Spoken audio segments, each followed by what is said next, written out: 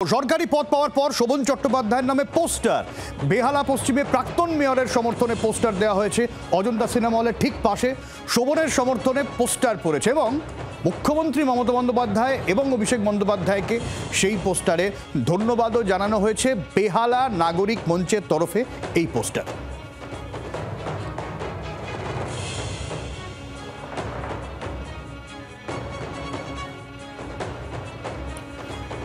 ঠিক কি ঘটনা স্থানীয়রা কি বলছেন, শ্রেয়সী গঙ্গোপাধ্যায় আমাদের প্রতিনিধি রয়েছেন আমাদের সঙ্গে সরাসরি। শ্রেয়সী,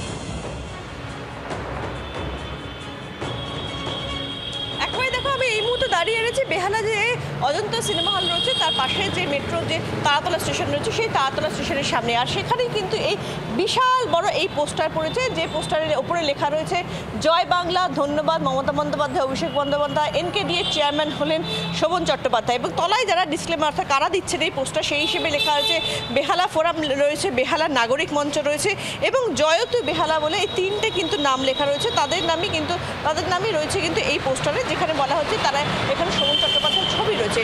ফলে কার্যত এনকেডিএর চেয়ারম্যান হওয়ার পরে কিন্তু এক্ষেত্রে নির্দিষ্টভাবে শোভন চট্টোপাধ্যায়ের নামে বেহালাতে আবার ফের পোস্টার করা কিন্তু কার্যত এই প্রথম। এবং সেক্ষেত্রে যেভাবে যাদের পোস্টারে যাদের নাম রয়েছে, যারা পোস্টার দিয়েছেন, স্পষ্টত যে তৃণমূল কংগ্রেসের সঙ্গে যুক্ত ব্যক্তিরাই কিন্তু এই পোস্টার দিচ্ছেন। ফলে কার্যত যে বিষয়টা নিয়ে আলোচনা ছিল যে শোভন চট্টোপাধ্যায় এখন রাজনৈতিক কর্মসূচিতে অংশগ্রহণ এখন সময়ের অপেক্ষা, কার্যত বলা যেতে পারে যে তারই কিন্তু একটা আগাম ইঙ্গিত কিন্তু এই পোস্টার, এমনটাই কিন্তু মনে করছে রাজনৈতিক মহল। অনেক ধন্যবাদ শ্রেয়সী। আর এই নিয়ে আমরা কথা বলেছিলাম রত্না চট্টোপাধ্যায়ের সঙ্গে, কি বলছেন তিনি শোনাই।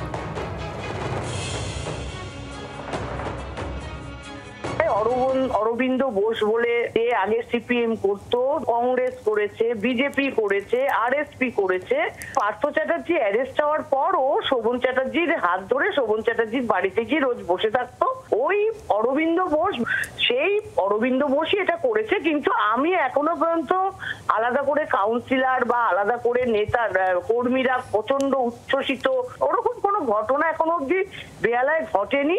তাই এই একটা ছোট্ট হোর্ডিং নিয়ে এত মাতামাতি করার কোনো কারণ নেই। এতদিন পর ইচ্ছা প্রকাশ করেছেন, কাজ করবেন, উনি আসতে চাইছেন, কাজ করতে চাইছেন, নো ডাউট। আমি অ্যাজ এ ওয়াইফ আমি বলছি যে 8 বছর উনি যেভাবে সময় নষ্ট করেছেন আর সময় নষ্ট না করে কাজ করুন। যদি উনি কাজ সত্যি করতে চায় পার্টির হয়ে করুন, আমরা তাকে স্বাগত জানাবো।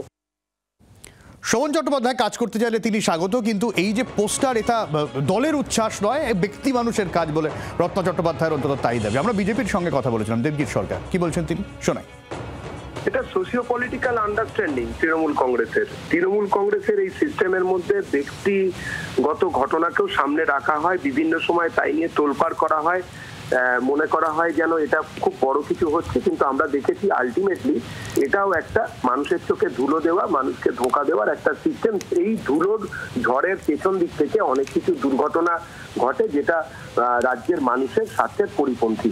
ওনারা কি করবেন ওনাদের ব্যাপার, শোভনবাবু কি করবেন, রত্না দেবী কি করবেন, বা বাকি শোভনবাবুর সঙ্গে যারা থাকেন, একসঙ্গে যারা থাকেন তারা কি করবেন, সেগুলো তাদের ব্যাপার। এর মধ্যে আমরা আমাদের ভারতীয় জনতা পার্টির তরফ থেকে কোনো প্রতিক্রিয়া দিতে চাই না। বিজেপি নিয়ে কোনো প্রতিক্রিয়া দিতে চাইছেন না, কিন্তু গত 8 বছরের কথা রত্ন চট্টোপাধ্যায় বললেন যে সময় নষ্ট করেছেন। এই 8 বছরে শোভন চট্টোপাধ্যায়ের ব্যক্তিগত জীবনে বিতর্ক হয়েছে, বিজেপিতে যোগদান করেছিলেন তিনি, তারপর এখন এনকেডিএর চেয়ারম্যান। কি বলছেন এখন শোভন চট্টোপাধ্যায় শোনাই। আমার জীবনের যে ব্লান্ডার সেটা হলো ভারতীয় জনতা পার্টিতে জয়েন করা। এই ভুলটা আমি যদি না বলি হিমালয়ান ব্লান্ডার তাহলে, কিন্তু আমি মনে করি যে এই যে ঘরবাস বলছেন, মনে প্রাণে ধমনীতে শিরায় মমতাদির বিষয় সম্পূর্ণটাই কিন্তু সেই রক্তটা সেইভাবে আমাদের বইছে। বাংলার আওয়াজ, বাঙালির আবেগ, জি 24 ঘন্টা।